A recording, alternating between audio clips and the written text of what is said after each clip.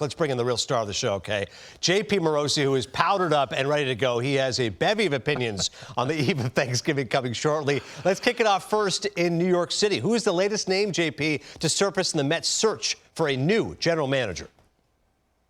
Well, Adnan, good evening. The name is Chris Young. He is currently a senior vice president for on-field operations at Major League Baseball, in charge of umpiring and other on-field matters. According to multiple reports, he has interviewed for the Mets GM position. Now, that title is important because Sandy Alderson said earlier this week that the Mets are now focusing strictly on the GM position for now. The president of baseball operations position will remain open. Sandy's going to be more involved in the baseball ops side of things than he had expected. But Chris Young, a rich history in the game. You see it there. Of course, a two-sport athlete at Princeton.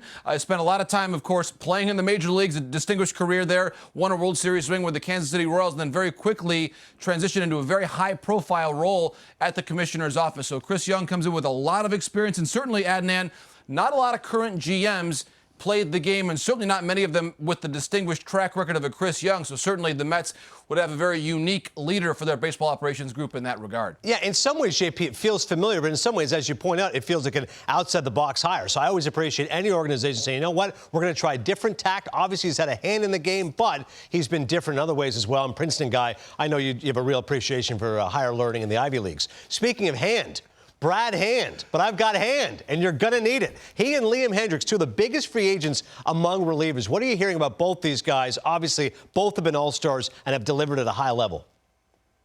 Well, first, Adnan, that was a pro transition there, my friend, to get to that question on the relief market. And yes, those are the two main relievers out there that we're hearing about the most right now, Brad Hand and Liam Hendriks. Hendriks, a phenomenal season with the Oakland Athletics. And one team to watch here in the category of rich get richer, the Los Angeles Dodgers, because they have Blake Treinen, of course. He had a really key role in that pen, sometimes closing, sometimes setting up. But now Treinen is a very highly coveted free agent himself. And so I'm told the Dodgers are very closely tracking the market for both Hendriks and Hand. And in some respects, Brad Hand would be an ideal complement to Kenley Jansen.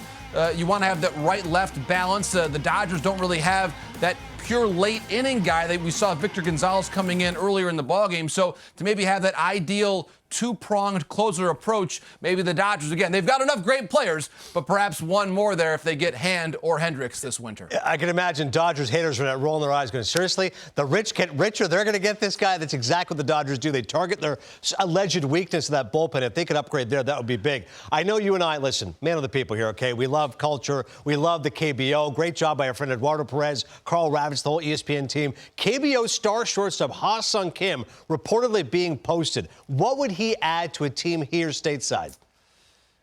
Was a very intriguing player, and actually saw him play a year ago in the Premier 12. Had a big home run in the final game against Japan at the Tokyo Dome in front of 55,000. Incredible atmosphere that night. So he is someone who shines in the big moment. Here we see that play, in fact, off of Shun Yamaguchi, by the way, who, of course, now pitches for the Toronto Blue Jays. So he had a great performance that night, and I'm told your hometown, Toronto Blue Jays, have been watching him for a long time, the last several years, and a team that certainly want to find a way to upgrade their defense. And certainly on both sides of the ball, he'd make an impact. But for a club that's trying to figure out where does Bo Bichette play? Is he maybe a second baseman? Where does Vladimir Guerrero Jr. play after Vladdy has lost some weight? I was told, again, of the teams that are looking at him the most closely, Ha-Sung Kim could become eventually a Toronto Blue Jay. Well, I've already got the Blue Jays getting Bauer and Real Muto, so Ha-Sung Kim, come on down. Sounds great. Run prevention, the name of the game right now for the Jays. And the question I've always wanted to ask as a broadcaster, what do you make of the sword celebration after the Korean series? We're not talking about Braveheart or Gladiator, but yes, baseball and a sword. So this is incredible.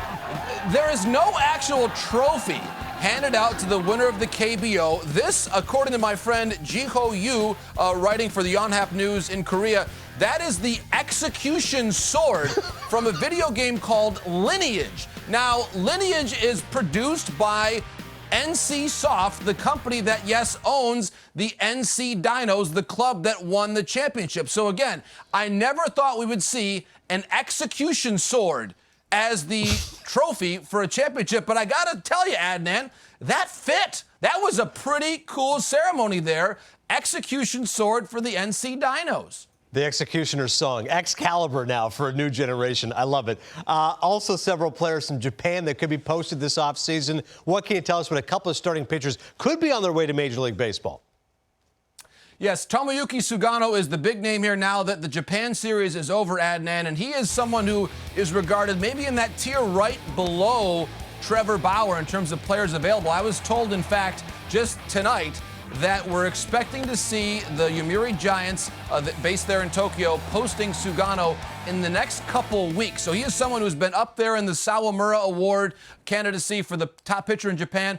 Also, Kohei Arihara as well, expected to be posted. So we're going to see two pretty prominent pitchers. Sugano is kind of the big name, but you say Kohei Arihara as well, likely coming over there from the Nippon Ham Fighters. So Sugano has had probably the greater career track record, but Arihara was actually a finalist for the Sawamura Award, their Cy Young Award last year. So two pretty significant pitchers coming over at a time when the free agent market here is not quite as rich on the pitching side as position players. So I expect a lot of interest in both of those right-handers. As Bob Costas always said, the Nippon Ham Fighters, they're not fighting hams. They're ham fighters. That is what the key is to notice about them. And listen, we've been going around the world here, JP, so why not Wander Franco, playing well in the Dominican Winter League? We understand there's been a bit of an injury, though. What's the latest there on Franco? Yes, and he's been playing for Escogido there in the capital of the Dominican Republic there, Santo Domingo. But I was told actually just tonight he's missed the last several days with an arm injury. But you're right about the way he had played previous to that. Both sides of the ball. How about that at shortstop? Look at the arm there coming across the diamond. We talk about the rich get richer. #1 prospect in the game, according to MLBpipeline.com, of course, belongs to the Tampa Bay Rays, the reigning AL champs. But again, he has not played since last Friday, I'm told. A bit of an arm injury. The Rays are involved certainly in checking out to make sure it's not too severe of an injury, but certainly one concern for the Rays as they look at someone who's probably going to be a part of their club in 2021. John Morosi, always a valuable member of this club. I wish you a happy Thanksgiving. As you know, I celebrate my Thanksgiving when Canadians do back in October with a turkey sandwich at my local deli in Jersey. But listen, I hope nothing but the best for you. A little stuffing, a little pecan pie. Have a blast with the Morosis.